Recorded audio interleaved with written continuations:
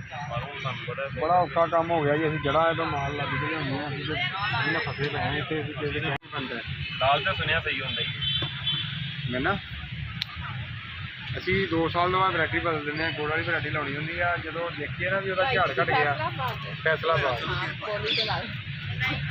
Faisalabad road ਤੇ ਆ ਸਾਡਾ ਗਾँव।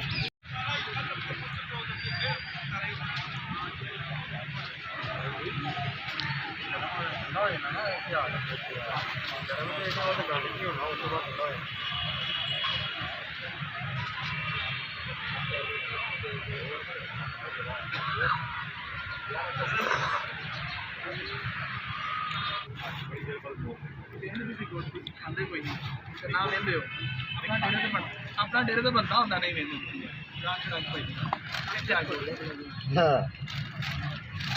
नहीं चाहिए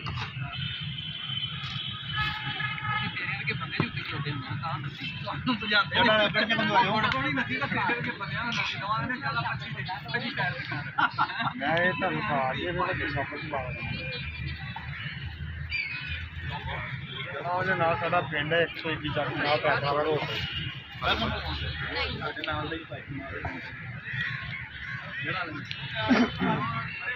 ਸਾਡਾ ਨਾਲ ਦਾ ਪਿੰਡ ਕਿਹੜਾ ਜਨਾਬ? ਲੁੰਡੀਆਂ ਵਾਲਾ ਦਾ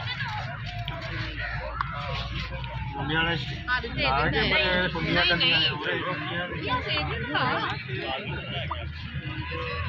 ਸ਼ਾਹਜਹਾਨ ਦੇ ਦਿੰਦੇ ਨਾ ਸ਼ਾਹਜਹਾਨ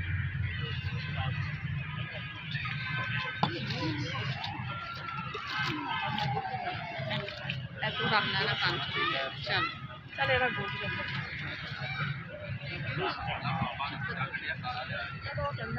नहीं उन्हें नहीं पीना मैंने पता ना मैं ही बना के देनी शक्कर से